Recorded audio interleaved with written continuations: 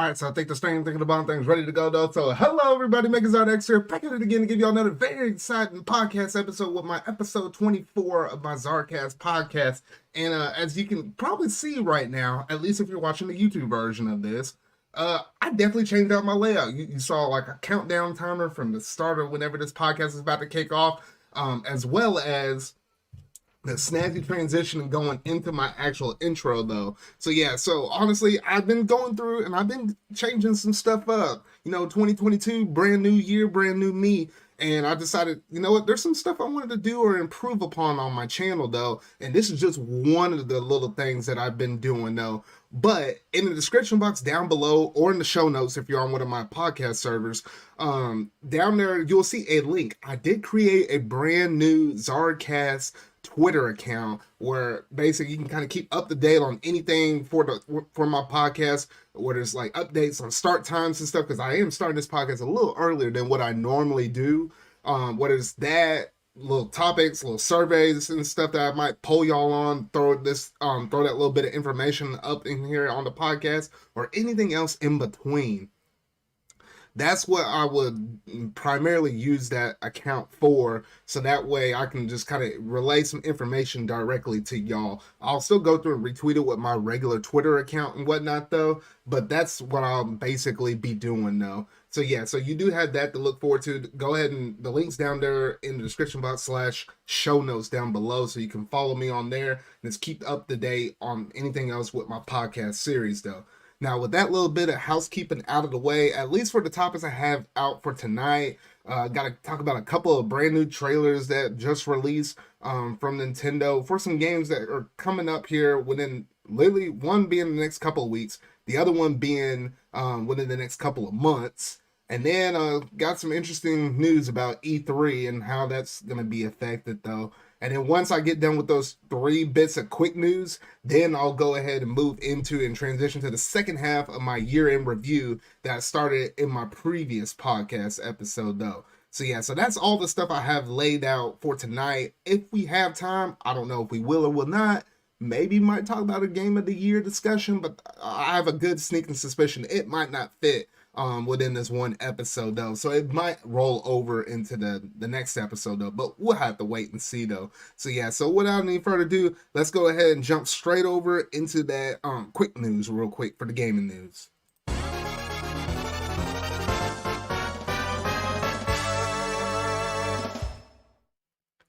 Alright, so starting things off, we did get confirmation that E3 for the year of 2022, it's canceled. Or at least not canceled entirely, but it is canceled in the sense of, yes, there is not going to be a physical meeting E3 for this year. It will be online only. And that's to come to, no shock or no surprise due to the fact that, well, coronavirus is still going on. You think we would have been almost through the hump or through the hill, but especially not here in the US, definitely no. Here recently, we had an uptick for the virus, especially with this new I'm trying to think of the name of it again though. Omicron, I think. That new strand of COVID basically out there. This is like, it's like highly contagious. Like literally, I just came off of that. Like I think I came down on it with Monday. I turned around and took a COVID test on the Tuesday after that, and I came back positive, and I basically hadn't been working for like the past week or whatnot though. But that thing is real. Like I got hit with it. I know my mom got hit with it. And then a couple of my cousins got hit with it. I'm like, it's going around. It's still a real deal. And I feel like the board of directors for E3 kind of looked at that. And that's one of the reasons why they don't have this event at least scheduled to meet in person. So it is a little bit unfortunate. But then again, when you look at E3, honestly, how many times do you think, at least with companies, especially with Nintendo hasn't done a showcase meeting at E3 in years. We're talking about way back to the Wii U days, and you can remember some with the Wii and whatnot though. But I feel like a lot with companies, when they go back and look at this, especially since 2020, I felt like, a lot of them should be able to actually bounce back from it and be like, well, we can do our own little trailers. We don't really need E3 no more. I mean, maybe back in the day, they needed it, but now it's not really much the case anymore. So yeah, so that's pretty much it in terms of that E3 though. But y'all gotta let me know down in the comment section down below what all did you think about this. Was it kind of disappointing, the fact that we're not holding the physical E3, or is your mind kind of basically like, whatever, it is what it is? Because most of our stuff, we just get it through digital news, through direct state of plays, inside Xbox, all those kind of events. Like, you know, even Square Enix started to do their own types of presentations as well. Everybody's doing their own stuff, so that really won't kind of affect the name of the game though. But yeah, so that's it in terms of that quick news for E3 though. But now, we got to jump into a couple of new trailers that we got here recently, because recently we did get a brand new trailer for Kirby and the Forbidden Land, and I'm like, oh my gosh, this game looks really, really good. I ain't gonna lie, because I mean, all the different copy abilities and stuff like that, and we knew that it's basically like Nintendo's, well, it's not necessarily their first take of a 3D Kirby game. I mean, you had some of them side games like Kirby and, I mean, not Kirby, Kirby Air Ride and stuff like that. So I mean, it's not out of the norm of them doing 3D Kirby games in that kind of sense, but in terms of mainline, it's just mostly been 2D for the most part. And we're finally getting an attempt for a 3D one. So I'm like, oh, that is really nice right there. I am really digging this though. And it does seem like, at least for the level structure of what they got going on right now, I feel like it's a mix. It's definitely a mix between 3D World and Mario Odyssey. The reason why I say that is, in terms of the scope, it does look like something like Mario Odyssey-ish within a level, but it's not nearly as big as, like, you look back at the Sand Kingdom, no way is one of these levels like that big. And the reason why I say 3D World is the fact that when Kirby was hovering over the main world, you did notice that there were like little tiny level hubs on the big world map. So we are going to take it one step at a time, moving from level to level, but they're not necessarily super big like Mario Odyssey's kingdoms. So it's like meet halfway in the middle between 3D World and Super Mario Odyssey, and that's the kind of vibe I'm getting from Kirby and the Forbidden Land. So I think it's going to be a fairly nice, big experience, while not necessarily being super big or super massive, like completely open world. It's not like that, but it is 3D. So in terms of a 3D platformer, I think this is going to be really nice, and definitely a good change of pace in comparison to what the most recent but brand new game we got was Kirby Star Allies, which was nice, but after you've done that 2D formula over and over and over so many times, how many times is it going to feel fresh and brand new in that kind of sense though? So yeah, so that's basically all my thoughts on the Kirby game. I think I'm kind of on the fence about this. I mean, the fact that it's big in 3D makes me say, yes, let me get this game and try it out. But at the same time, I'm not like a die-hard Kirby fan or anything like that though. But then again, this game looks visually nice, and it's something, you know, it's almost like it's kind of Breath of the Wild moment, but for Kirby, because we don't normally get anything like this. So I don't know, me thinking back and forth on those thoughts kind of got me back and forth to whether or not I'm going to get it, because 2022, it's going to be a crazy year in terms of all these releases anyway, though. So I don't know. I'm going to have to save up quite a bit. I don't know how I'm going to be able to get all these games to begin with, though. But yeah, so that's basically all my thoughts on Kirby, though. But y'all got to let me know what you think about this. And it doesn't come out too far from now. It comes out on March the 25th. So yes, so, a lot to look forward to with Kirby. A lot to look forward to. And now the next thing that we had in terms of another new trailer that we got within the past week or so is we did get some more information on Pokemon Legends Arceus. They gave like a big overview trailer for it. It was like almost like 12, 50, somewhere between 12 and 15 minutes long, something like that. I mean, some pretty in-depth stuff without it going too far in depth to the point where they're like, you know what, we can't to the point where it was almost about to get spoily. No, they definitely kept it within like the first area. And they said like there's different biomes. Like you got to see, they primarily showcase off like a grassy biome, but then there was like a brief, like kind of like an overview of like different areas, like bang, bang, bang. Like you saw a snowy tundra area. I think there was like a hot area, some waterish areas and stuff like that though. So it seems like there's gonna be a lot of different biomes you're gonna go through and explore. And it seemed like the main focus is basically you going through and completing your Pokedex. However, there's like different ways of going about it. Like you can throw the Pokeball at the Pokemon, just catch it instantly, like your Let's Go formula, or throw one of your Pokemon at the Pokemon in a certain proximity to it, and then you go and initiate a battle. And that's it. That's the interesting about this thing. So it's like, the quick, easy ones. Oh, throw a Pokeball here. Oh, if you want to battle, you want to level up, you can do that there too. That's going to make things really interesting though. But I think the most interesting thing is obviously the thing that they highlighted on earlier was the fact that you have the agile style and the strong style. And we did learn with the little information they gave us that it requires extra PP usage. So like imagine like a flamethrower normally has like 15 PP on there though. But if you wanted to be like an agile one, it might cost 2 PP or whatever though. So there is a little bit more some strategy kind of going on in terms of how you kind of go and approach these Pokemon, because you either attack quick, I think there might be a way just to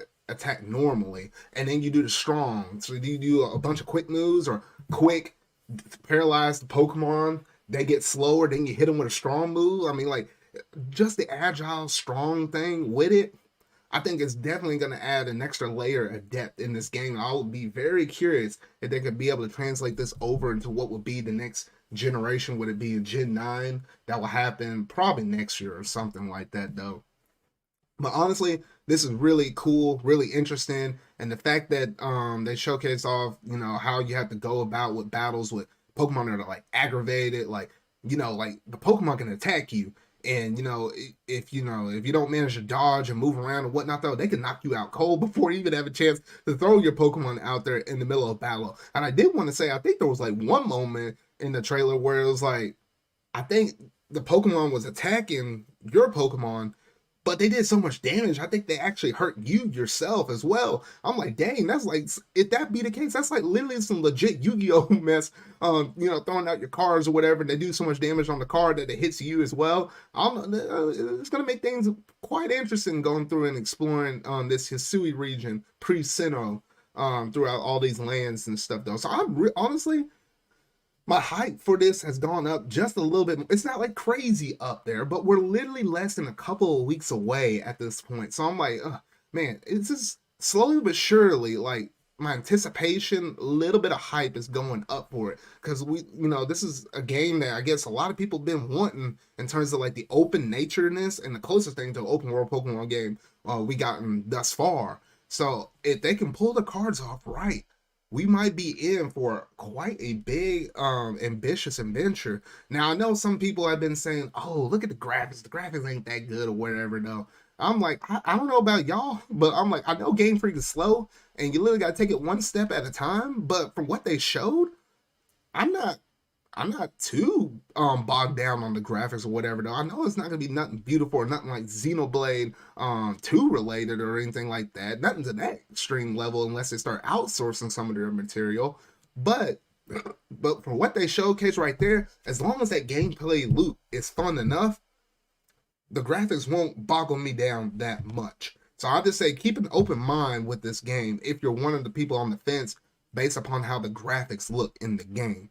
Just kind of keep that in mind as we get a little bit closer to this release date, though. But yeah, that's basically all I had to say on this one trailer for Pokemon Legends Arceus. But y'all gotta let me know down in the comment section down below or somewhere on Twitter or wherever.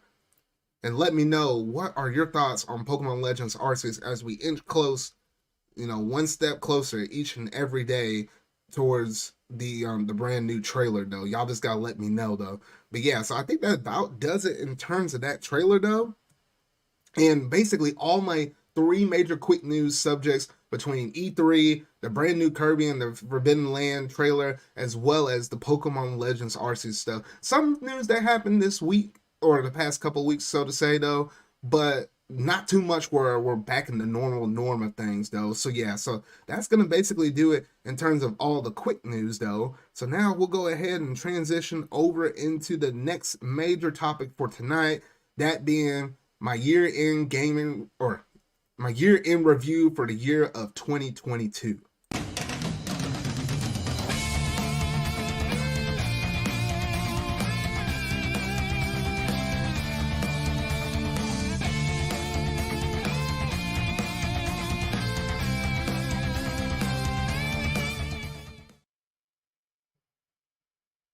All right, so starting off right where we left off, we managed to go through and talk about all the games from January all the way through the month of July.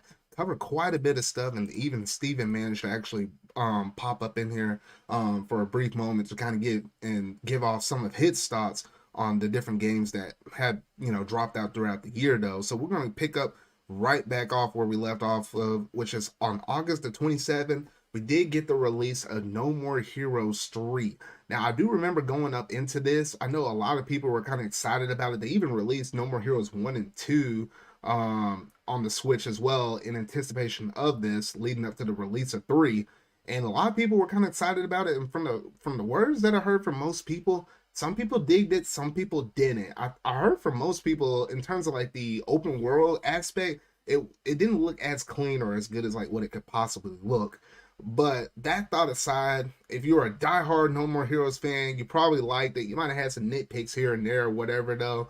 But overall, it seemed like a pleasantly good experience from the creator on it though. So yeah, so that was like the major thing I was able to pull from August. Wasn't too much more kind of going down in the month of August though. So I was like, oh, okay, whatever though. But yeah, that's about it for that month though. Now moving over into the month of September, this is where things started picking up as we got a little closer into the holiday season. Because on September the 7th, we had Sonic Colors Ultimate that released. Now, originally, Sonic Colors is a good game. Don't get me wrong. Like that's one of the few Sonic games I found to actually be pretty good, pretty pleasant. Like I remember playing Sonic Unleashed and then turn around and playing Sonic Colors. I was like, both of those are some really good Sonic games though. But for Sonic Colors Ultimate, they didn't have like the traditional Sonic team making that, probably because the regular Sonic team is in the process of making the brand new Sonic game we're getting in the year 2022.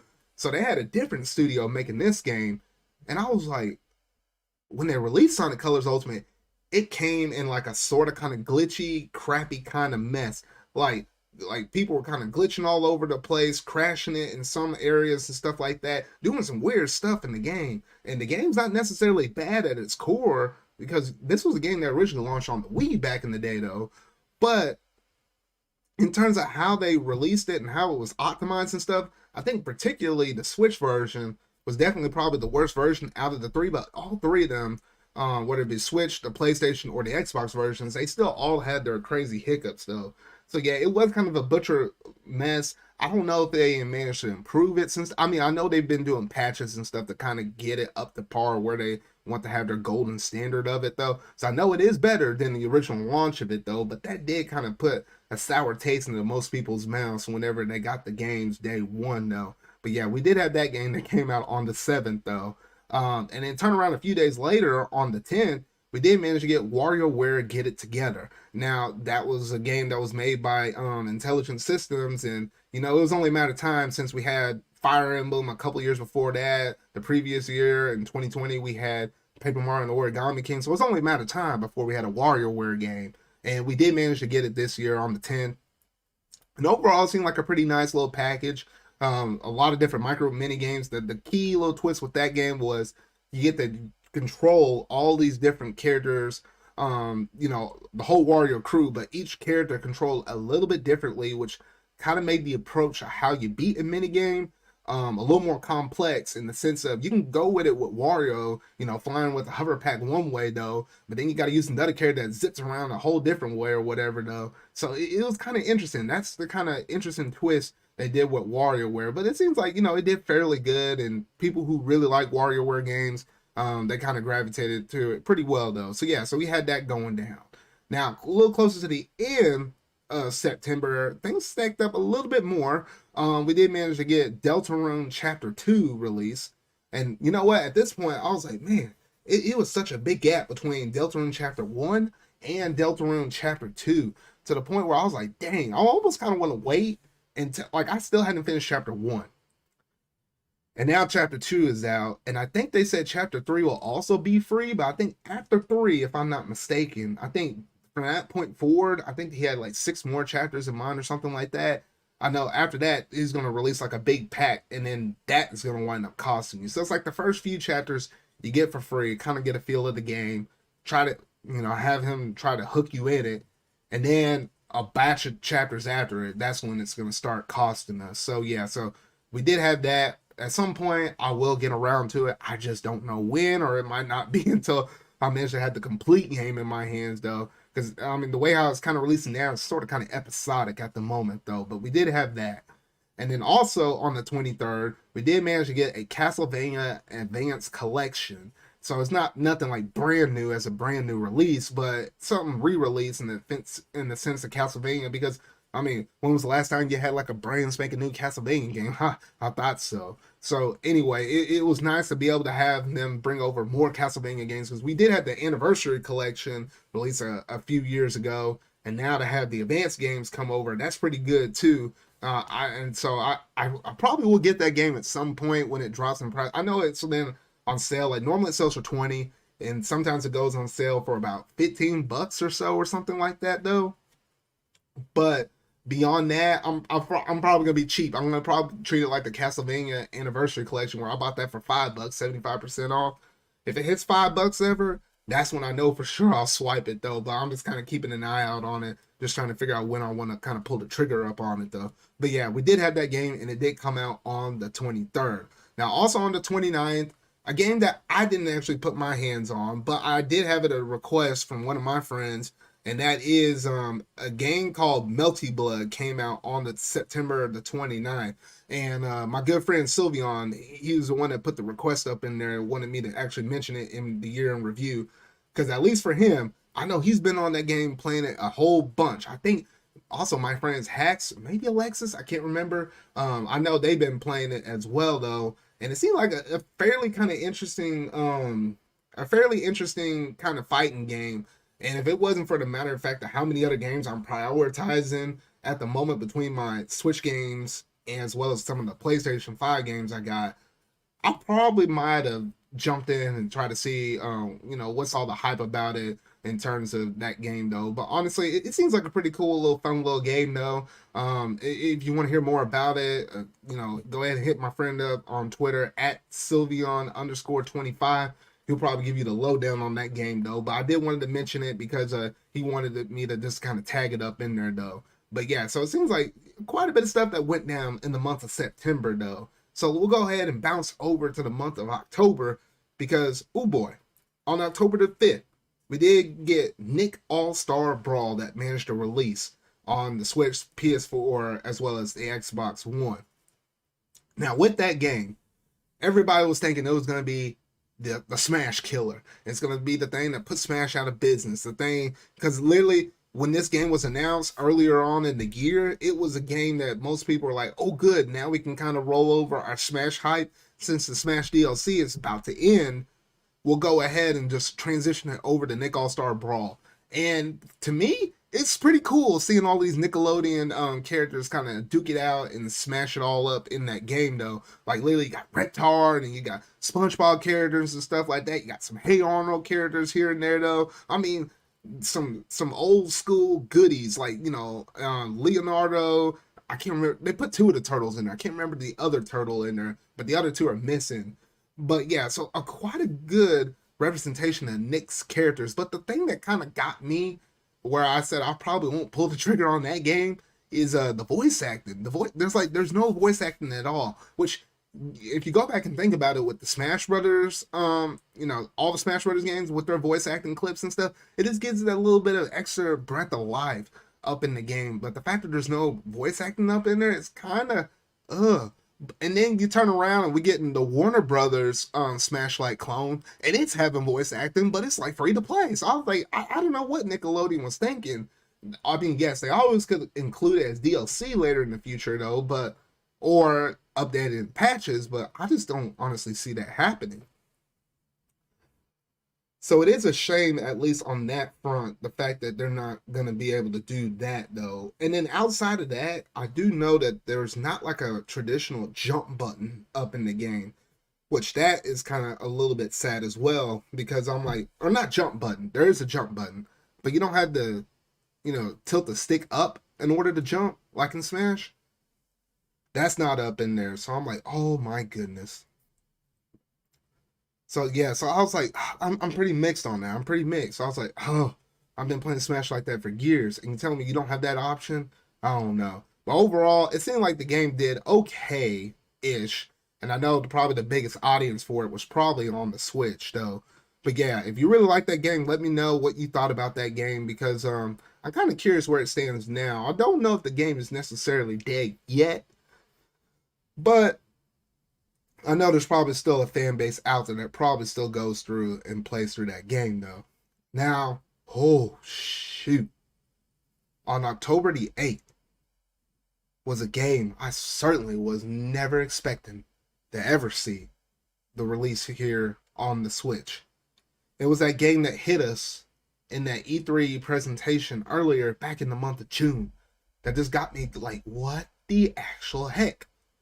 Because that was the day that Metroid Dread finally released. It was actually it was kind of in the rumor mill for the past couple of years. But hold on.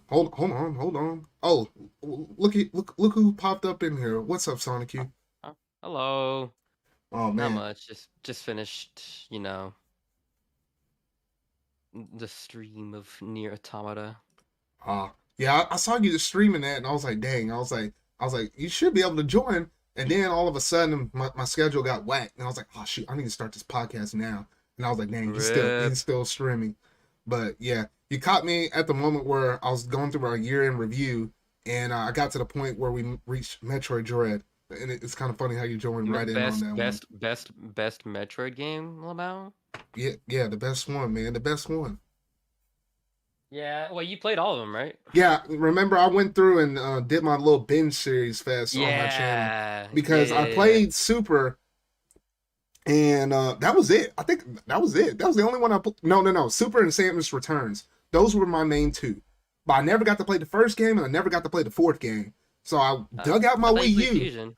No, not before the announcement of Metroid Dread. I didn't play it.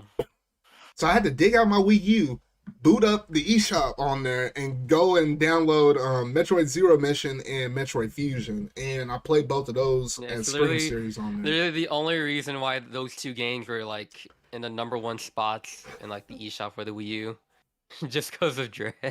It literally was. I remember that it was trending, and I was like, bruh. But I was like, those games were short enough where you could run back through all of them. Metroid 5? Are you kidding me? That's been in the making for like what, almost 20 years. Yeah. Yeah, it was, because I remember it was teased in, what game was it? Was it Metroid Prime 3 or something? Or it said Dread's reaching the end of completion? Was it Metroid Prime 3? First was wait, what was the question again? I'm sorry, I blanked out right there. I think I know on one of those Metroid Prime games they said Metroid Dread was reaching completion. I think they mentioned it in Metroid Prime 3 in one of the files somewhere. I think so, yeah. But yeah, so I was like, that's how I knew it was kind of in the works for a long time, especially for them diehard Metroid fans, though. I just remember flipping out when they mentioned when they put like Metroid 5, I'm like, what the hell?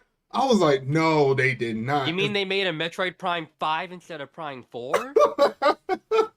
If you go back and look at some of the reactions of people, I know that popped up on there for some people. Yeah. That was funny though, but honestly, that game was outstanding. Will not spoil it, of course, though. But oh man, I still haven't done it. I really need to do the schedule with you, Sonic. The main character's name isn't Metroid, it's Samus. Wait, Samus is a girl? Oh shoot, that still gets me. That still gets me though. But I still need to talk about that ending. I was like, man, that ending was ridiculous, man. Oh shoot! Oh man! I was jumping up. Those cutscenes, man. Those cuts, and then that one part midway in the story where what you call it talks. Oh, I know. Oh, I know. Shoot! No, that was the moment. Two things. That was the moment I knew Dread was the best Metroid game, and second, that gave me chills. Like, holy shit! I know. Oh, because like you never expected it. Like, and it's funny because like it was like one of their best kept secrets of a game too. Like no one spoiled it on Twitter or anything. You know what? That's the thing I love. I don't think anything about Metroid was leaked. Like most Nintendo games get leaked. I don't think I remember a single thing Well, about that's Dread because getting leaked. like the game came out like what, like 3 months after it was announced, because like it was pretty much done. So there Yeah, wasn't really. I don't think there was enough time for like anyone to like get leaks of it or anything, because you have to keep in mind if they launched it at like 3 months after they announced it or something, you have to keep in mind that like how well kept of a secret that it was. Like even in like I bet like some people in like the Nintendo company didn't even know about it. yeah, they must have not. I know this game was it rumor mill. Like I knew there was some 2D Metroid being made. I knew for the past year there was some 2D Metroid game being made. I just didn't know when they were gonna drop it. And then when they hit me at E3, I was like, I still couldn't take it. Like it was hard for me to fathom it. I knew it was in works because I heard from some people and I knew it was a thing, but it still caught me by surprise. I was still like, what the freak? Did your uncle at Nintendo tell you? No, it wasn't my uncle, but it was my uncle's cousin, if that makes sense. Um. Anyways, we went on a tangent. So But like, what was it about Dre that you were talking about? uh shoot. I can't remember where I was going with that though. But overall, Metro Dread was literally one of my favorite games of the year, and I'm pretty sure it will pop back up whenever I get to my game of the year discussion though. But I honestly oh that might be man, it might be my game of the year. yeah, it's definitely up there. It's definitely up there. You got anything else to say about Dread before we move over to the next game? Uh, it's you don't really need to play any of the other Metroid games if like if someone's like thinking, do I have to play the other ones? No, just go for it. Not Like it necessarily, has like a and they it give you has that like a recap. summary. Yeah. So yeah, totally worth it. But if you happen to play all the previous games, It's such Fusion a and fan Samus service of a game. Returns, those ones hit even harder for me after going through and playing through this game though. But still, honestly, oh man, A that was baby. an experience. That was an experience. All right, so after Metroid Dread released on the 8th, 10 days later on the 18th, you know the good old saying, all good things must come to an end. Because Turkey Bash Bear we managed to came get the out. final Smash Brothers character for Smash Brothers Ultimate, and it was the most highly requested one, the one that was always on the prediction list. If you went on and watched anybody's channels, they always predicted this I man, don't say, think it "Please was give a me." prediction list. It was mainly just them hoping or No, something. Like predictions, hopes. I kind of throw them all together. I mean, you always saw it in people's lists, and they say, could he or could he not be a thing? But yes, that was the day Sora was finally introduced into Smash. And I always go back and look at that trailer. I'm like, I was like, I think that was probably the best way you could probably go out. I was curious how they were going to end this DLC, but I felt like that was probably the most perfect way. That way, how they kind of had Sora flying through.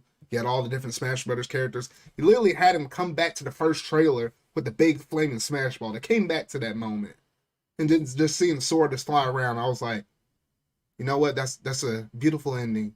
it was just To flying around like Peter Pan. he really was. And I was like, oh shoot. In terms of the way how he plays very interesting with his like 3-hit combo. And I think I've been getting a little bit better with him over time. Like Honestly, you have to in my jab him a opinion, couple of times, hit the ground, jab a couple of times, hit the ground, and then do 3. Like there's a way how you juggle with him, but it takes a little practice. But what are you about to say? like in my opinion, he's like one of the most broken characters in that game. Just sort of the simple fact that he's so floaty, but at the same time just like his combo game, like he hits you, brings you back down, like does a down tilt, and then it'll launch you in the air and like put you in a perfect position to do an up smash. Yeah, and I still can't get over the fact of his up special, doing that and then hitting with the side specials up in the air.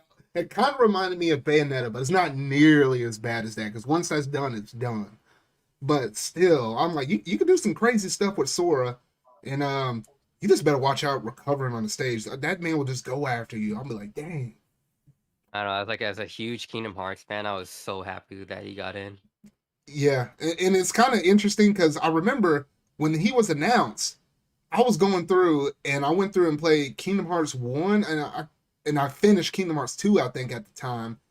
And then lo and Wait, behold, you didn't finish Kingdom Hearts. Yes, I do. I finished Kingdom Hearts 2. No, you did not. Kingdom Hearts 1, I was done with it. And then Chain of Memories, don't get me started on that. And Kingdom Hearts 2 was amazing. I see why people love that game. You mean the card game? Yeah, Chain of Memories, no. I played it for a little bit, and then I was like, dang, no, I ain't doing this. I was like, nah, I'm watching this thing. Sir? But yeah, so honestly, he's a really fun character. And in terms of all the DLC from Smash that I really like, Hero's fun. He's just dumb fun to use. Byleth is actually pretty cool once you kind of learn what you're doing with him or / her. I'm still trying to think. Honestly, Mithra and Pyra is literally the best one. That was my overall number one pick, most requested pick. I know me and you were like summoning her. Oh, no, we were summoning her hard. we were.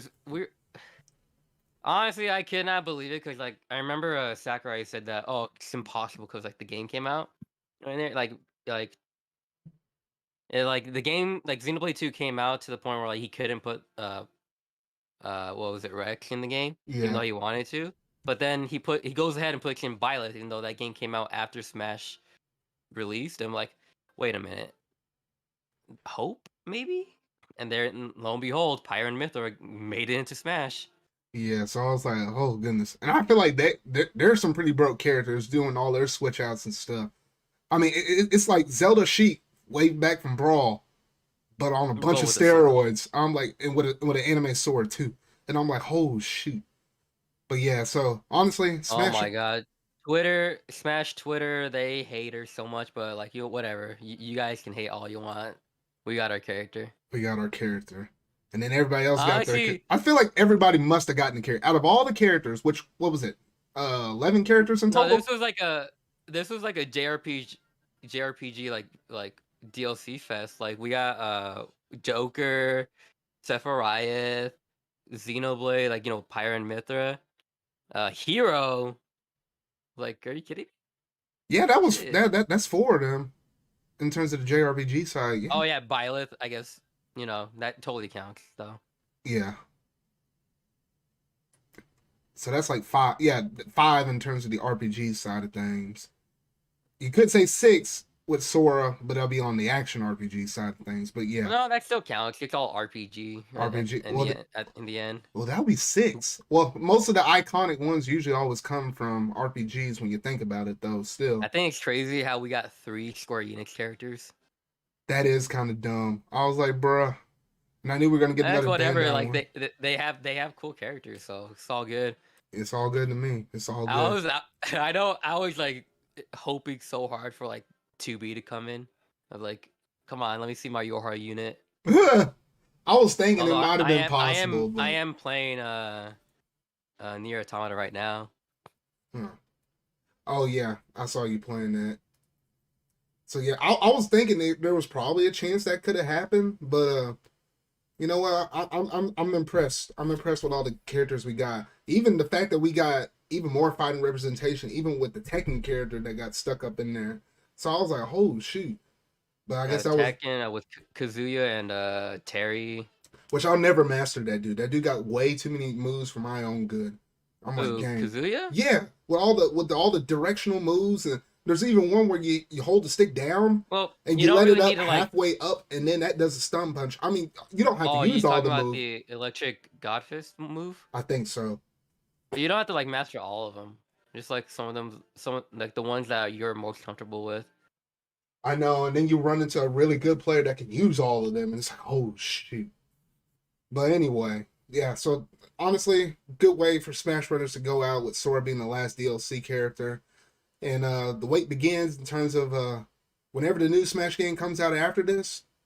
It's probably gonna be something rebuilt up from the ground up. I doubt it can be anything that's like with the same basic. No, there's never gonna be something.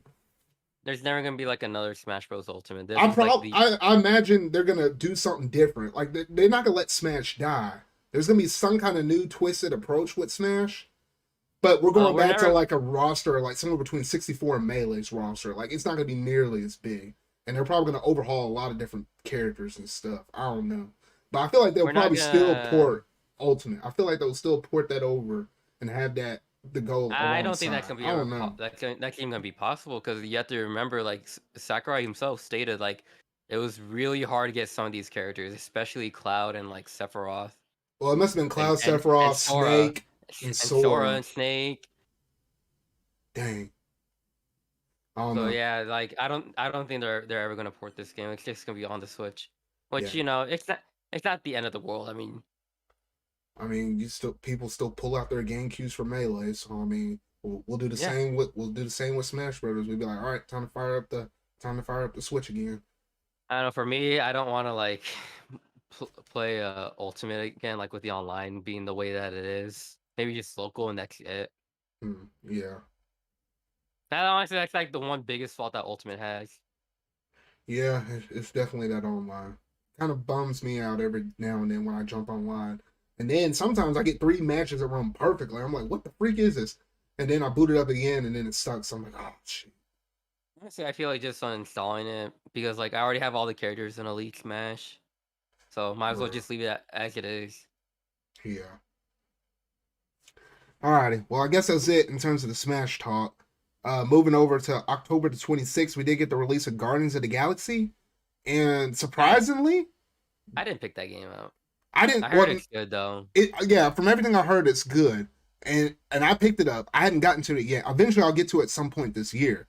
But surprisingly, there's been a lot of good things. Even on Metacritic, I think it's like high 80s or low 90s or something like that. It was enough where it got nominated for Game of the Year, I think, for last year. But I heard a lot of good things about it. I'm kind of curious to see what's good about it. And I imagine the music's probably good with the way how they probably incorporate that with some of the battling, or not battling, some of the fighting that's up in the game now. Yeah, it's a shame that we can't hear it though, unless we buy the game. Oh, yeah, because I think, was it something with the way how, I guess, streaming with the copyright or whatever, though? Yeah, no, you get litigated if you stream it with the music. Dang. And I guess there is a streamer mode, but I guess it doesn't feel the same either. So it's like, eh. Nah. Alrighty.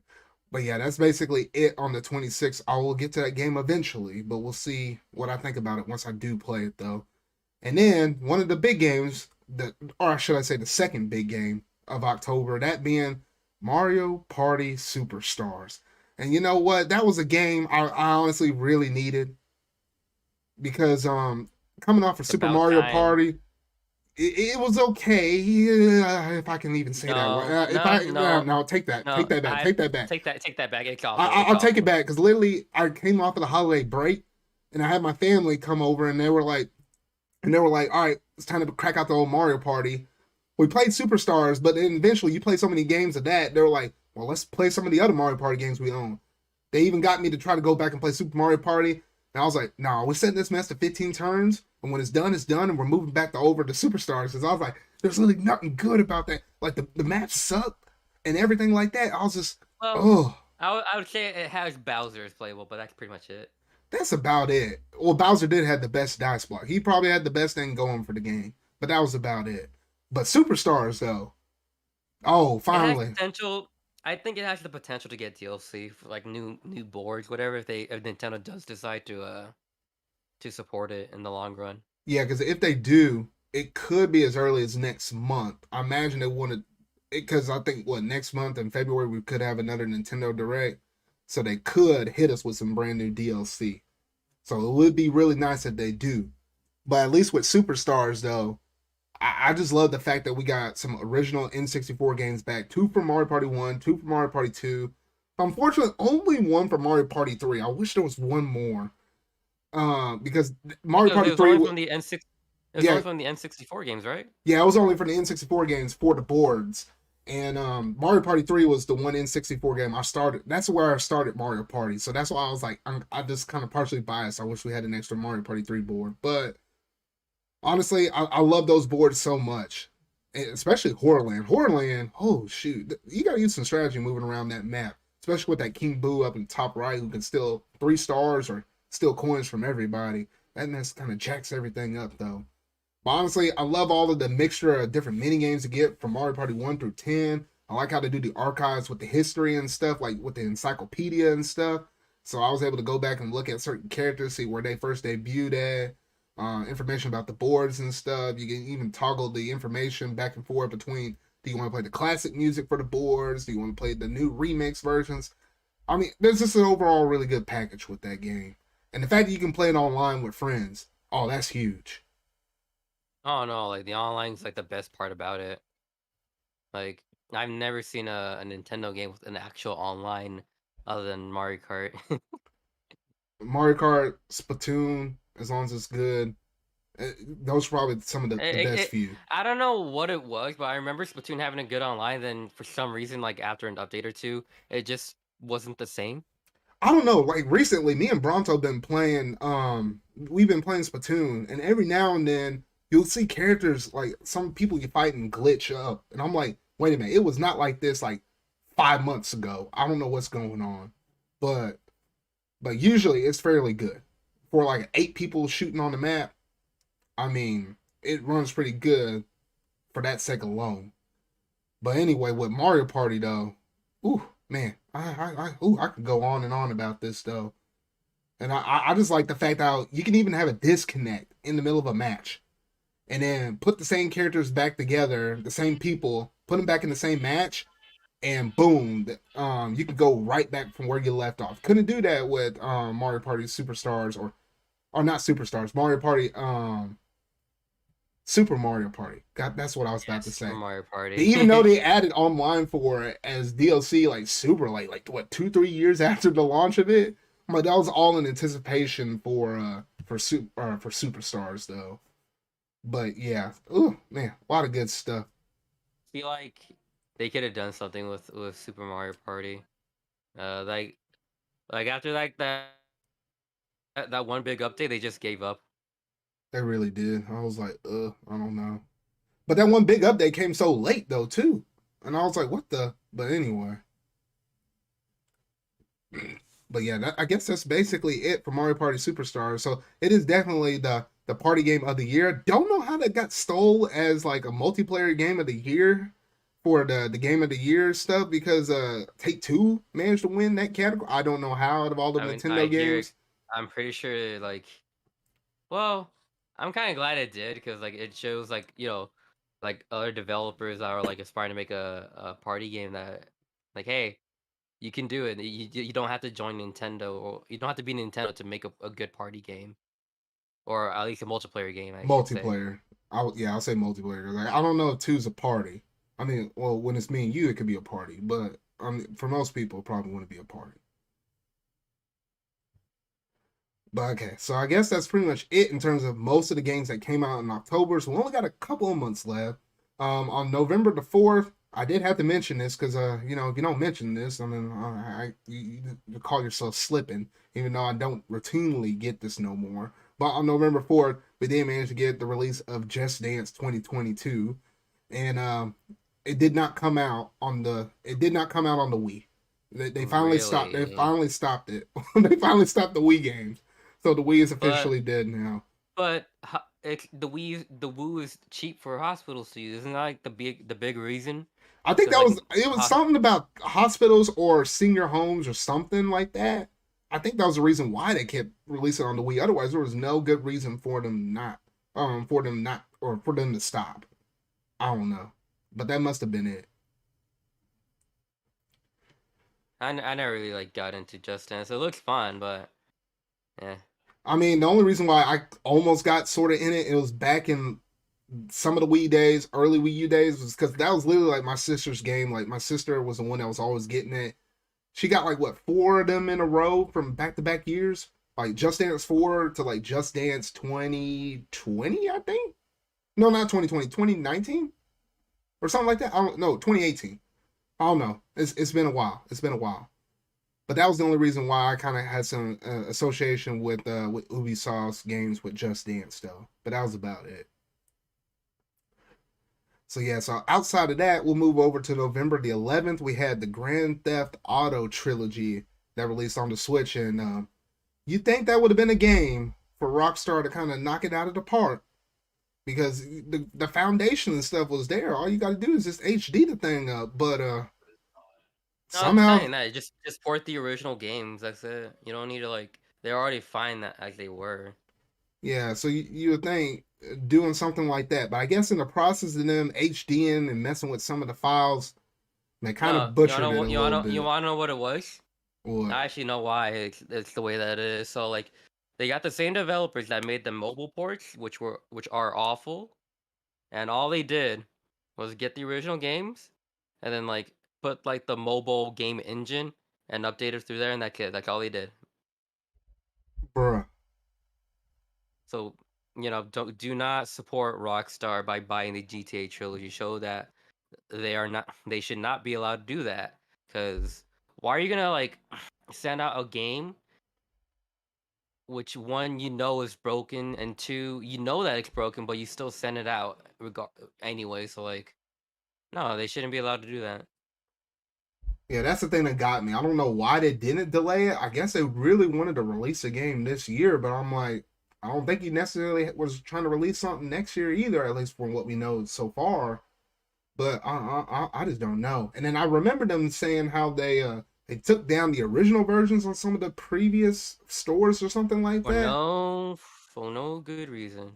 Yeah, for no good reason, because I guess they just wanted everybody to kind of buy into that. But then it's like, like once people were trying to, demand refunds and stuff like that, then they had to reopen those games up on those platforms and stuff.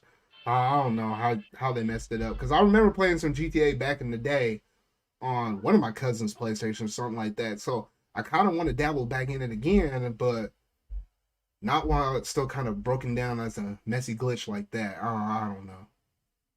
I'd rather just get the what was it called?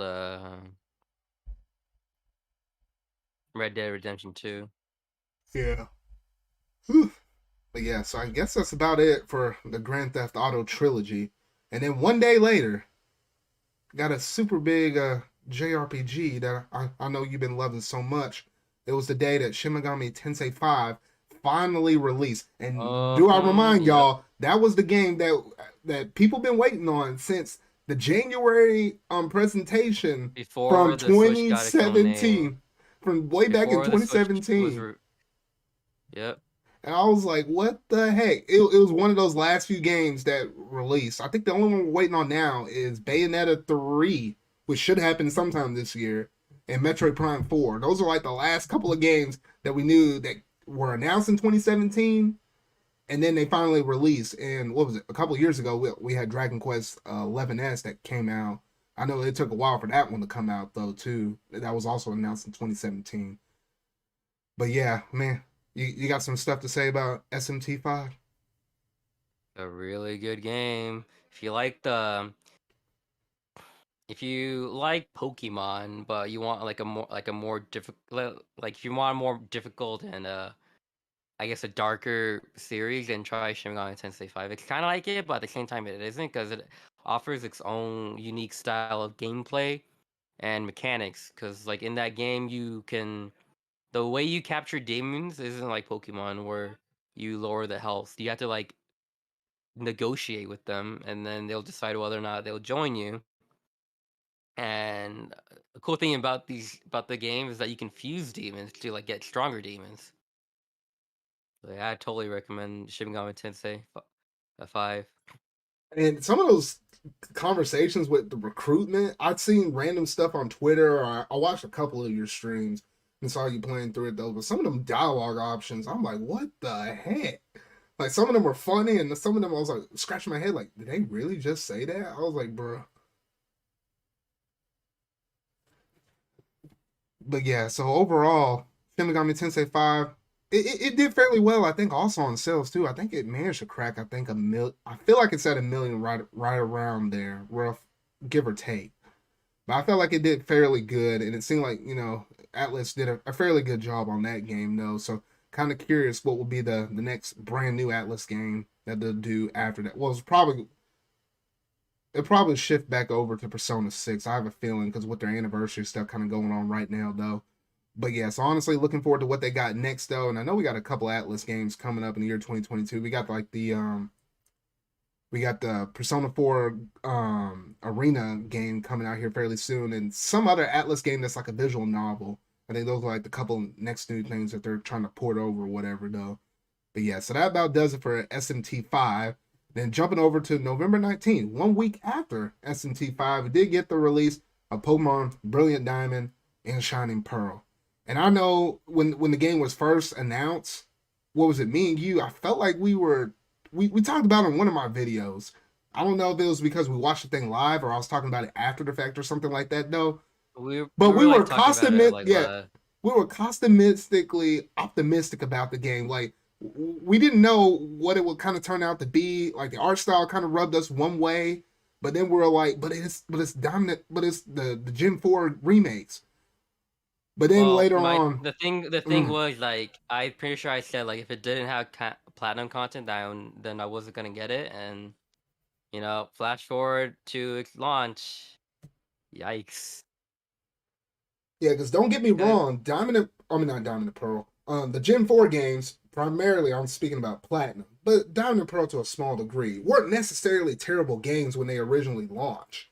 Like, they had some good stories and stuff going for them. No. Like, they were terrible, which is why Game Freak released Platinum, which fixed all the issues from Diamond and Pearl. No, I meant like the way how the game runs and stuff. Like, think in of it terms like of this: the speed, there was only yes. one fire type in the entire game that you could get, and that was Chimchar. In the original Diamond and Pearl. Well, no, it was that and Ponyta / Rapidash. Those were the two. Yeah, which is like, really? Yeah, the stuff like that was kind of broke. But in terms of the adventure, the sense of the characters, the worlds and stuff, it was still fairly good with Diamond and Pearl. They just expanded upon it and made like the perfect game out of it with Platinum. And so, in terms of that sense, if you go back and play Platinum nowadays, it's still a really good game. Don't get me wrong, Sinnoh's still a good region. But even myself, and you know how big of a Pokemon fan I am, Sanikyu, even when I was going through and playing Brilliant Diamond, I made it all the way to the point of the 6th gym leader. I beat him, was going back to Mount Coronet, and since then I have not touched it, and it's been like a couple of months now.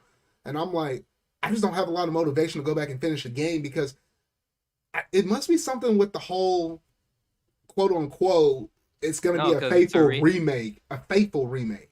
So there's not too much incentive for me to go back. Because actually, that's why I hate it. Because, like, why stay faithful when you have when you can add more content, which they did, but I guess for some reason they made a huge IQ move of not including platinum content, which is like the worst decision. Well, we'll give them small little credit. It's not really small little credit. They did put the outfit up in there. I was gonna throw that up in there, but it ain't much of a bone. It was like a penny. But anyway. No. They screwed up my favorite generations. I can never forgive them for that. I know, and it kind of got me worried. I was like, well, if they did Faithful Remake and had Ilka make this one, I don't even want to know what the Gen 5 games go, because Gen 5 is complicated in the sense that they're not going to include the Battle Train. Watch. I mean, Gen 5 will be complicated in the sense that you have Black and White, which tells one story, and you literally have Black and White 2, which literally back in the day when those games came out, it was advertised as new. Like, they threw that slogan new, like 2 is new. Because literally the first 2 gym leaders and the route to where you get up to the city that's like inspired after New York, completely new routes, completely new gym leaders. The only thing that was the same is literally like obviously the Pokemon that existed in Gen 5. But outside of that, everything was new leading up to that point. So I'm like, how do you incorporate some of the new areas that was offered in the second versions of the games? But in the sense of telling a story, you really only could tell like the original Black and White story, even though people will want the Black 2 and White 2 story. But unless you do a New Game Plus, I don't even know how you add all that up in there. So it's like, it's even harder with that one. Say what? There is no New Game Plus. There's never been a Pokemon game like that. I know. I was like, you would literally need to do that in order to kind of showcase off the Black 2, White 2 content. Because you literally have to run through it again with a different character in order to get that kind of telling from it. Because there's no perfect way, I felt like, unless you do the New Game Plus and they break their mold and do that, there's probably going to be no way you're going to be able to include that content up in there without it conflicting in some way. Because the stories are 2 different things that add up together. I don't get why Game Freak doesn't like include New Game Plus in their games. Like it's such a simple thing that's like what's it called? A standard for like most JRPGs, like New Game Plus. Uh, So you think Game Freak would do that as well as like multiple save files? yeah, you would think. You would think. But for some reason, they just don't. I don't know. They're like really behind, or like compared to like other series that have evolved. Like look at Breath of the Wild, look at like Breath of the Wild Zelda franchise, the Mario franchise. You can already tell that Splatoon's gonna be doing something incredibly special with their game, Yeah. So, or just any game. yeah, so I don't know how they're going to handle My that. hopes. Oh, go on. We know that the Gen 5 remakes are gonna be coming in. I feel bad for like for the people that love Gen 5 because You, they're gonna mess up. oh, shoot. My my expectations s- were so low, yet they somehow managed to like go beneath that with BDSP. I don't know. And also with Gen 5, the thing I loved about that game was rotation battles and triple battles. Like that mess was And like my favorite rotation thing was battles. Oh shoot. yet they decided to cut that out even though everybody liked it. So, Yeah. and the thing is, why did they cut out the seasons? Like, really? That shit was so cool. Yeah. And I know also in Black and White, they literally have easy and hard modes in that game. And I know Exactly. that's not gonna be up in it when they do it. They know that we want hard mode, so why do they not do it? And literally, I think the only difference with hard mode was like I think it jacked all the levels up by like 5. Maybe with certain gym leaders or Elite Four members, maybe it went up 7 levels. But oh, I don't know. That's gonna be a whole nother topic whenever it'll probably be 6 or 7 years from We now. probably shouldn't talk about it because we're just gonna go. You know how I am with Pokemon. Like both you and me, when we get to like discussing Pokemon, we're just gonna go off on a tangent, and that's gonna be like a 2 hour conversation or whatever. It'll be a 2 hour conversation for 6 or 7 years from now. Oh shoot, that's gonna be that's gonna be a long time from now. I don't even know what I'll be doing by then. Oh goodness, oh Or goodness. who knows? But like, yeah, it, I want to get Legends Arceus, but I'm on the fence about it. Like on one hand, what I've seen so far looks cool and all, but on the other hand, it's Game Freak. So Hey man, they got Quest in the game. They got Quest. I never thought I would see a day where Pokemon game has Quest up in it. I'm like, what the that's so cool. That's so cool. But it took them this long, really? I don't know. That part gets me. And the fact that, like Pokemon can hurt you and actually make you black out that way. I'm like, oh shoot. The crafting materials, but like the one thing I don't like is how like Jubilife is gonna be like the central hub, and that's Yeah. pretty much it. I want to know the one thing that will probably like solidify like what I want is like more towns other than Jubilife, or like Yeah. you can like build the towns Oh, like how they did with Breath of the Wild with Terrytown. like that, or like how they did with like what was it, Colony 9 and Xenoblade? Because Yeah. this game is taking like, a lot of inspiration from Breath of the Wild. Yeah, it really is. So I don't know. I got my fingers crossed. I'm still gonna get the game because it got to be better than Brilliant Diamond. That's all I gotta say. So I was like, I'm getting the game, and I'll be the fair I judge of it. I stole Gigi Alexis's copy of Sword and Shield. What, bruh? Yeah, I straight up like told him like, "Where's your copy of Sword and Shield?" Right here. Okay. I grab it, put him in my backpack when I was visiting. I was like, "I'm taking this." And then he looked at me and with a straight face, he told me, "I'm not gonna lose, and nothing of value is gonna be lost. So go ahead." So I Bruh. was only doing it as a joke. I was gonna like put it back, but like I kind of the joke backfired on me. So Ugh. now I'm stuck with the copy of Sword and Shield. Bruh. That's messed up. All Well, he right. doesn't care. It's Sword Yeah. and Shield. It better not be in sword and shield. Wait, he has Well, sword, it's doesn't he? no, he has sword. Oh, okay. All right. Well, yeah. Well, I guess that does it for the Pokemon Brilliant Diamond and Shining Pearl segment right there, though. If you never played the games before, you probably will have an okay time playing through those games. But if you're Yeah, one of us that played the original ones, Diamond and Pearl or Platinum, especially Platinum, then stick with platinum. yeah, I might say skip it. That's literally my opinion. I never thought I would say skipping a Pokemon game, but if you literally played Platinum before, I feel like there's no value lost skipping over this game. That's just where I'm at right now. But yeah, so that's it on that. Now in December, Honestly, the oh, I'm sorry. Like, I just want to add one more oh thing. yeah, Like, the go one ahead. Pokemon game that made me feel that way was Ultra Sun and Ultra Moon. Oh, Literally released like what almost a year it after was Sun and Moon, basically a year. Basically a year. and then nothing was changed other than like new evolutions and like the last island. And I don't get why they decided to change Lusaming's story when she was like a really good villain in Sun and Moon, but whatever. Yeah, it was her, and I remember what was it Lily. Lily didn't feel as impactful in Ultra Sun and Ultra Moon than Yeah, she cause did in like Sun and she Moon. left the island, didn't she? Like Yeah, in she Sun and left Moon. the island in Sun and Moon. And I was like, dang. But I don't Oh think yeah, she did that in Ultra Sun and Ultra Moon. Yeet. But yeah.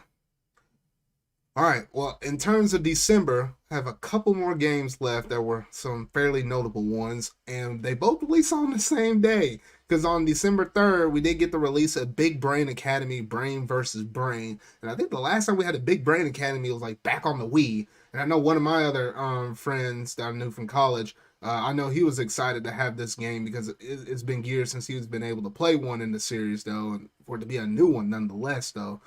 But yeah, if you're interested in like those kind of games that are like kind of learning based and stuff like that, there's even a demo out for it. I hadn't even dabbled with the demo. I probably should just to kind of see what it was like. But there is a demo out in case you're kind of curious about the game though. But it is like one of those learning kind of games though. Have you messed with it, Sanikyu? No. Okay, that's what I was thinking though. But yeah, so that is out there. If you're curious about it, you can try the demo and then you can buy the game if you really like it. But also on December 3rd, I know this was a game that our good friend Sonic said that he was getting was the Danganronpa Decadence, the one where it's like four different Oh, versions of I that game that came out. I have that game too, Do you have the complete but one with all four games? yeah, yeah, Okay. I decided to get that one. Have you played it yet though? Uh, no, not really. That's what I was thinking. I was like, dang, I'm kind of curious, and they do have it split up because I guess the physical version was it technically considered as a limited edition, but it's the package where it literally gives you all four games. Or if you want a few of the games and not all of them, then you go to the eShop and download them digitally and whatnot. Though I'm kind of curious about it because I heard so many things about it. So maybe at some point I'll get it if I notice it kind of going on sale or something like that, though. I don't know. I'll keep my eye out on it, though.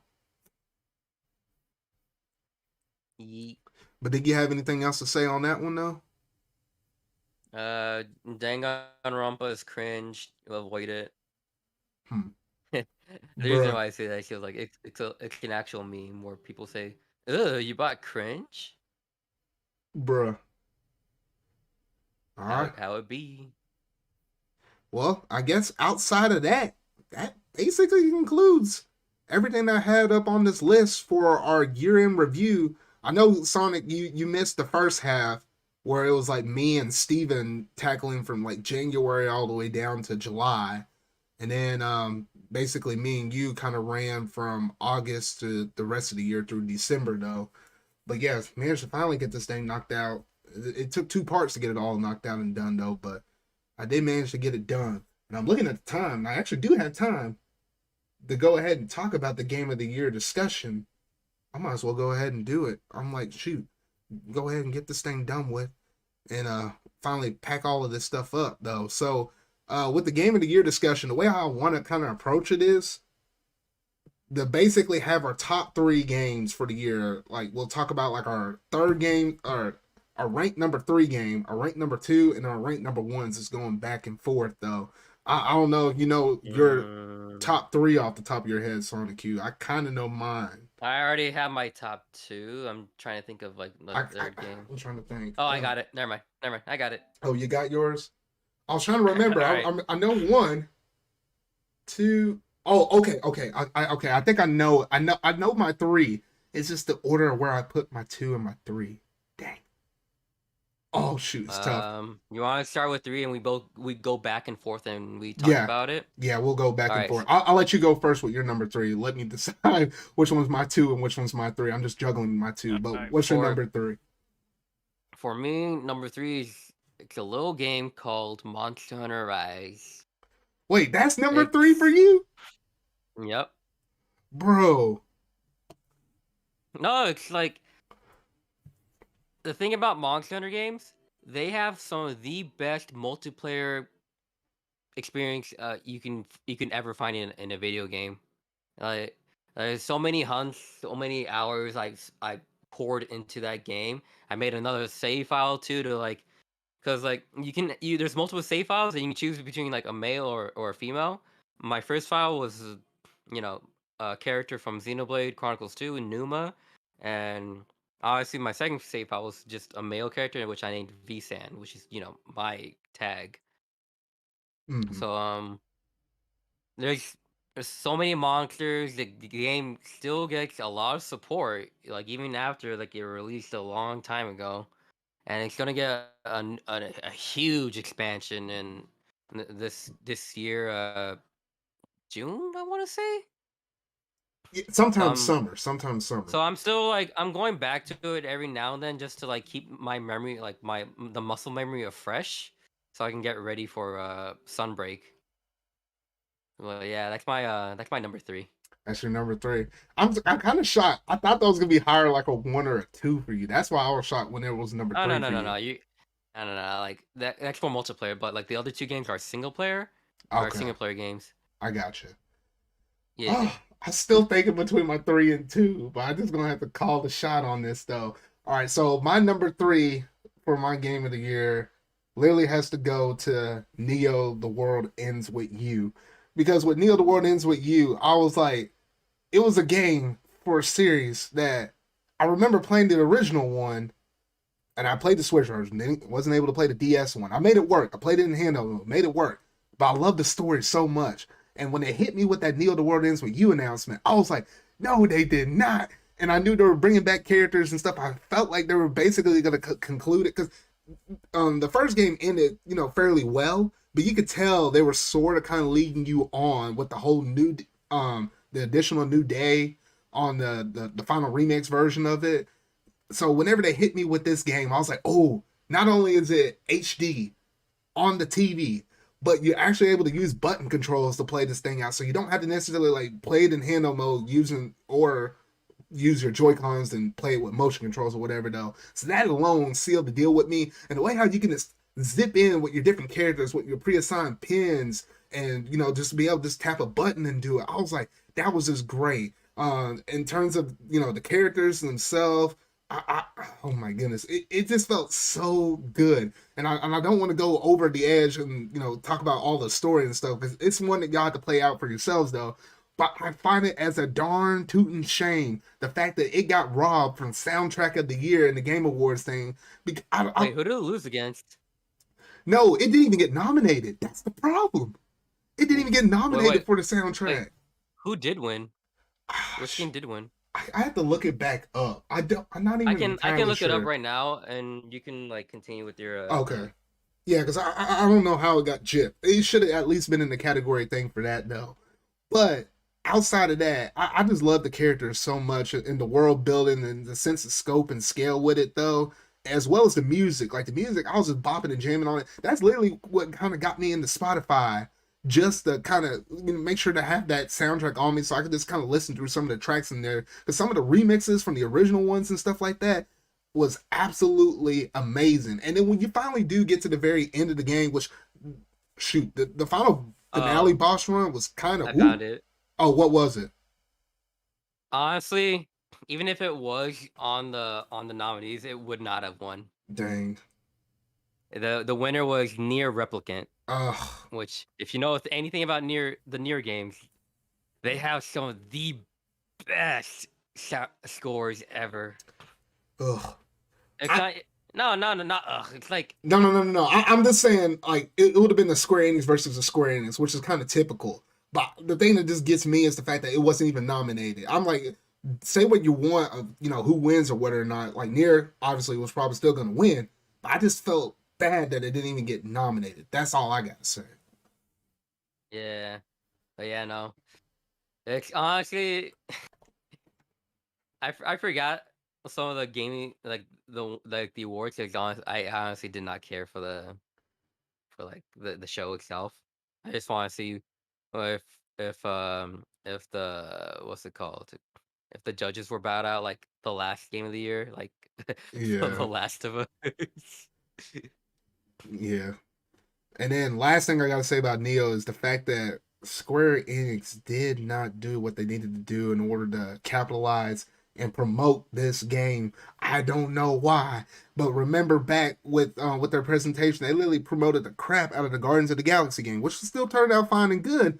But they did Well, not I promote think this game at all, and that's the thing that frustrates. Like more of us fans were promoting the crap out of this thing on Twitter, saying how good the game was, but they turned I around and think said the it didn't reason for live up to that, the expectations. I was like, you didn't like promote it. I think the reason for that, like why I'm not gonna say like why Tui Neo Tui didn't get the promotion that much as it should have gotten it, but like for Marvel, Disney was like, hey, here, here's some money to promote our games a lot. Promote this game like a lot, please. Not please. You have no choice. Do it. Which makes sense. But you would think, as niche as it kind of is, they should have done something more with. I don't know. It just chaps my heart.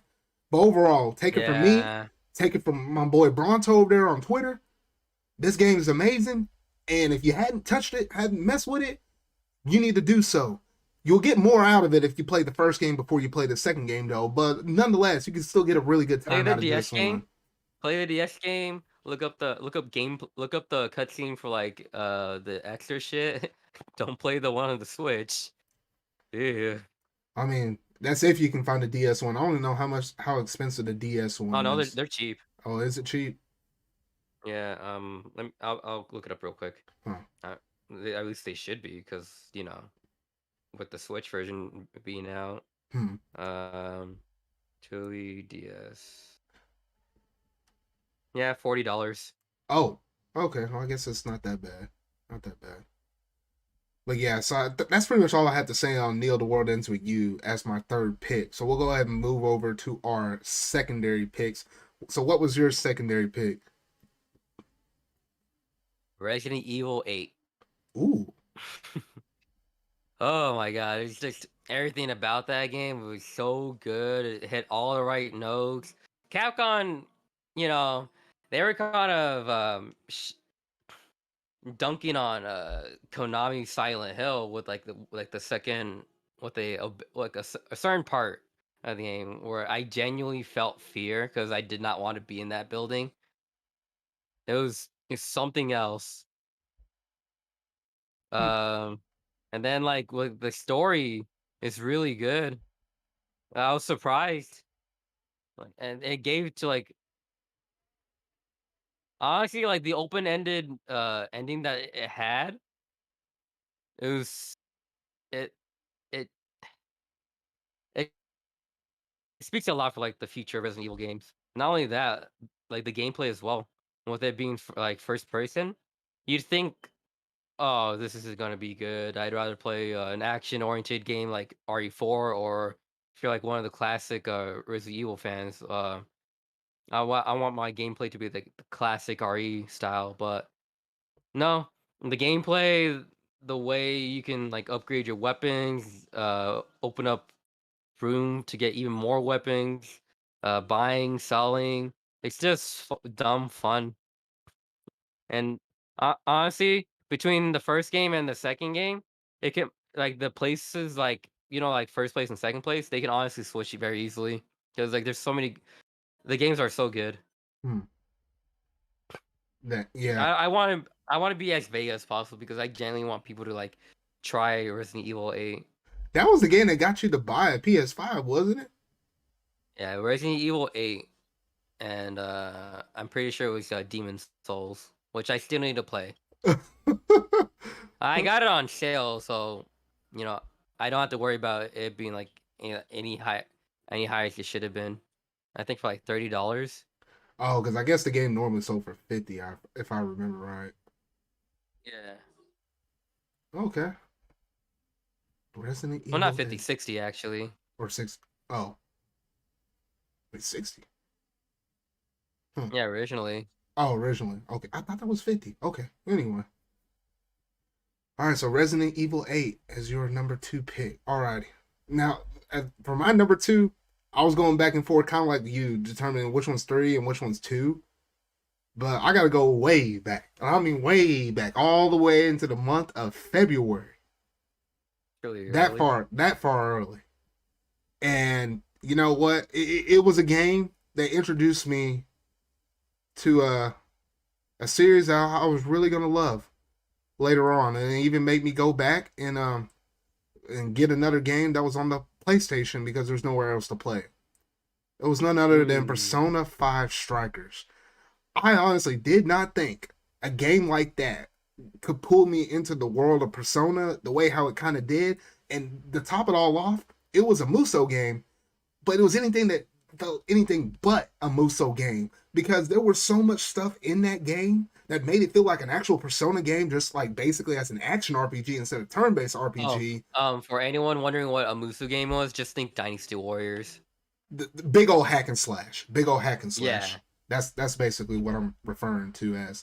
But while the battles did kind of feel like that, it wasn't to a large grand scale as it was like what you're thinking, like with Hyrule Warriors or a Dynasty Warriors thing. It wasn't like that big, but it felt small enough to where okay, it seemed kind of realistic with what you could imagine with some of the Persona stuff that happened in some of those cutscenes. Like you can look at Persona 5 Royal and some of its cutscenes, they look like the type of enemies that they were facing at certain times and how they were ganged up in certain situations very easily relatable with Persona 5 Strikers. It was the way how they juggled all of the fighting combat and stuff. The fact that you can rotate between all of the different characters from Joker to switch over there to hit my boy Ryuji, then you can switch over there to On, and you can switch over there to Makoto. Like it just felt good with all the different characters that you had and how differently they controlled, as well as being able to incorporate the weakness scale with the personas and stuff in terms of which personas you will use on certain other personas that out there that are on the ground that you're fighting at the moment though.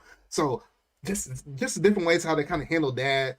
The strategy with how you kind of approach running through the levels and stuff like that. Some of the puzzles kind of got me scratching my head as you got a little further along within the game though, but it just felt that much more rewarding once you did it. And then some of the different twists and elements with the story whenever they did play out, it just felt really good just kind of play as an action RPG instead of your traditional RPG. A different kind of fresh little take, but I did enjoy it nonetheless. It was weird with my Persona series things because I actually got introduced with the anime first, then I jumped over and did the sequel, and then turned around and did the actual story with the Persona 5 Royal. So I was all over the place though. But nonetheless, that was a really good Persona game for me to kind of start off on. And it's something I will always kind of hold close to my heart. And it's probably something that would kind of make me a Persona fan going forward. Like I'm kind of curious to see how Persona 6 is. And I kind of do want to play Persona 4 Golden if that rumor happens to be true of it coming to the Switch later or other consoles as well. Because I ain't playing on PC. I tried playing on PC, couldn't get it to work. But overall, a fantastic game. Didn't think my number 2 pick would happen that early on in the year though, but it's still kind of it still rings at the back of my head every now and then. It's just a phenomenal experience. Music and everything. Ooh, chef's kiss on all of that though. But I think that's about all I have to say on Persona 5 Strikers though. I didn't know you had anything to counter to it or whatever though, if you wanted to add I some. never played a Persona Strikers, and I don't really feel like I'm ever gonna Get pick it around up. to it. Yeah. Yeah.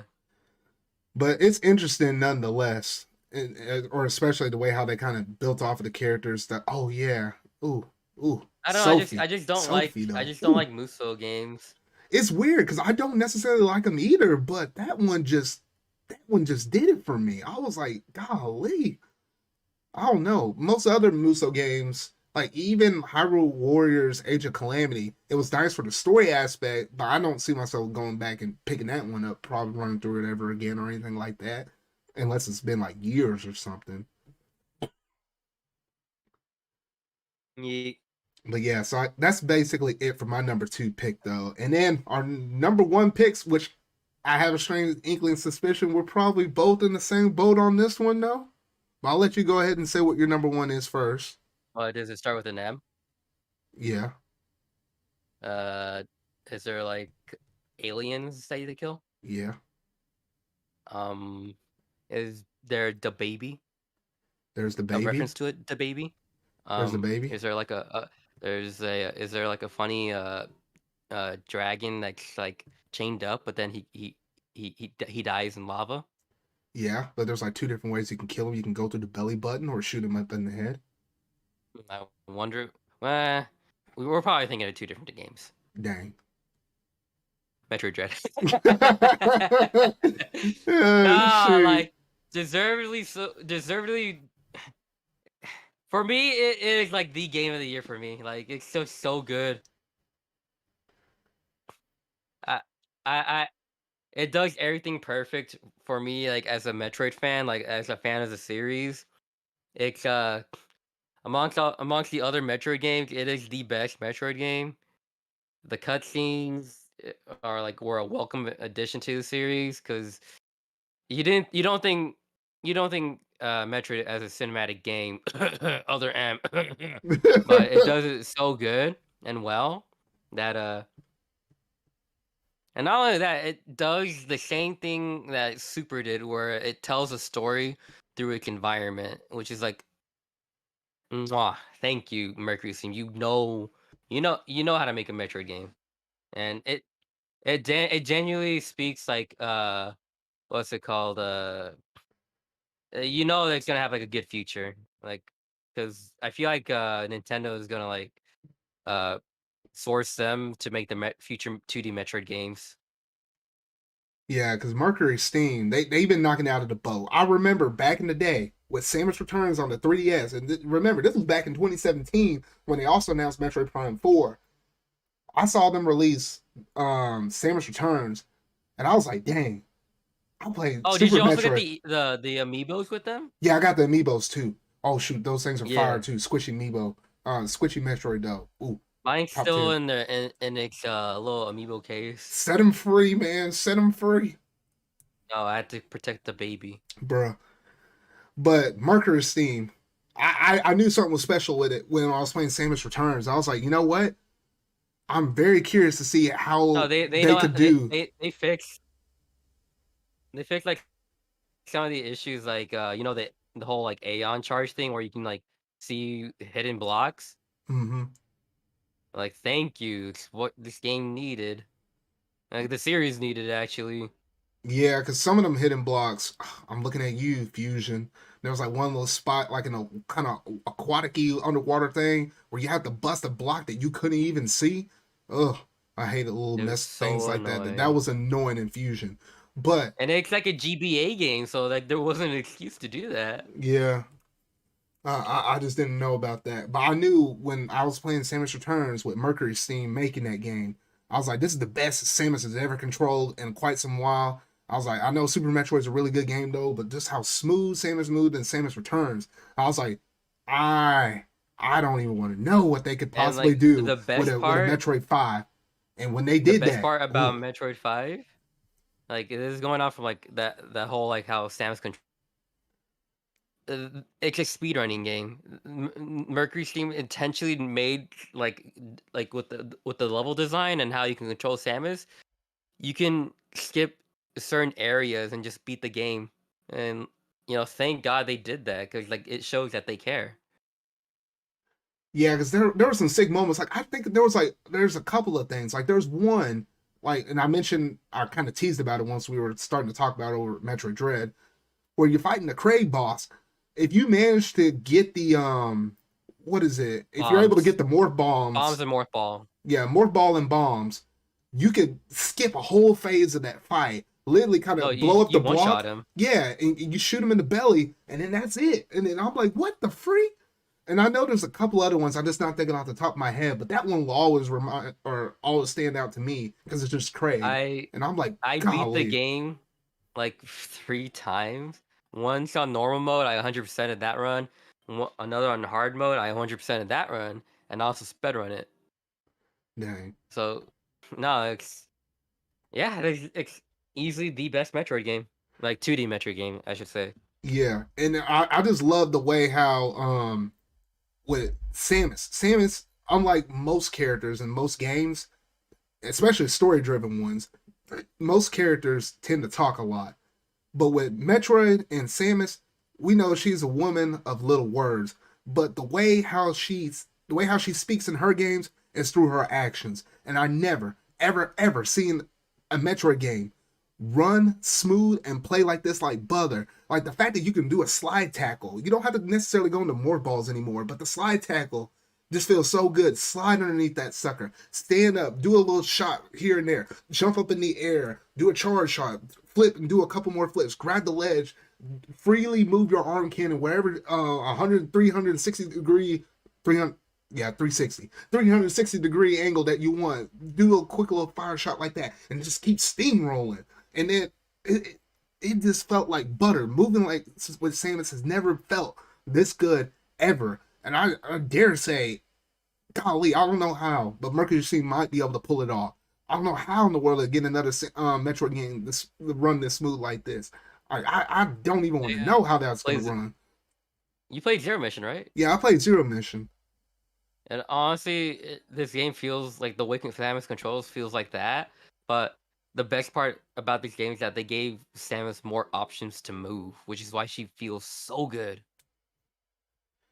Yeah, and I was like, and all the different power ups and stuff like that, like it's just crazy good. It's just outstanding. I just love every little bit about it, and including like the atmosphere and stuff. While the music wasn't, necessarily anything super iconic that you can call back to, like some other previous games, though. Well, they reused the Super Metroid thing, which that happened in that moment when who speaks. Oh yeah. And that's why I got chills. Like, ooh. I was like, ooh. Like, chill out, Mercury Steve. I know. I was like, bruh, because and I just love it. There's like certain parts of the story where obviously they gave you recaps at the very beginning of the game and whatnot, though. But if you played Metroid Fusion and especially Samus Returns or Metroid 2, like that gives that game even more credence. And I felt like that was another reason why they wanted to really remake that game before doing Metroid 5. That gives even more importance to Metroid 2 and the events that happen in that game. And I was like, that and Metroid goodness. 2 Metroid 2 aged so poorly out of all of them. Yeah, out of all of them, it really was. Because originally it was only on the Game Boy, black and white. Yeah, that was the only way to play Metroid 2. So I was like, so it was good that they did that. But so much history came out of that second game. Oh my goodness. Everything with the baby.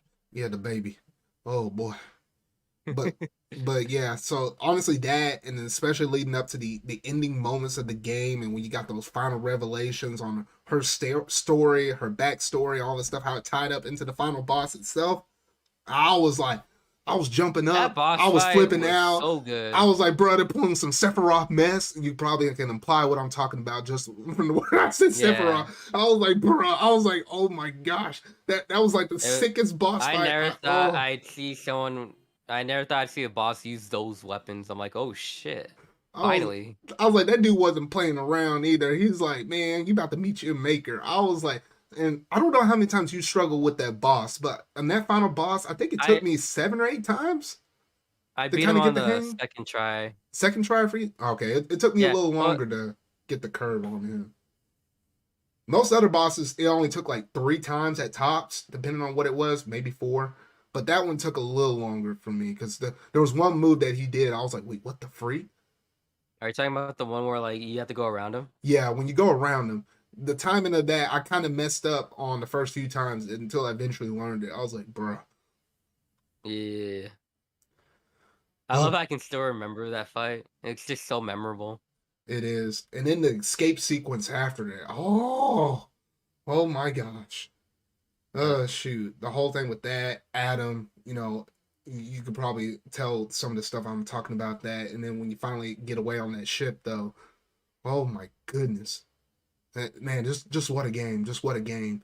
And for people that say a big 3D game has to normally win Game of the Year, Metroid was this close to winning Game of the Year. It would have been Even something to then, see that. I was like, dang. like what it was, It Takes Two that one game of the year. So like Yeah. it still proves you right. Yeah, because I mean, this year in general, you didn't have that big game like a Breath of the Wild or God of War or Halo, which Halo almost kind of got gypped out. I guess they might wind up throwing it into next year's Game of the Year or whatever, though. But you didn't have that traditional big one like, oh, that makes sense. That's Game of the Year quality. Like most of the games for this year were ones that are not like that big, crazy AAA, but nonetheless are still really good games.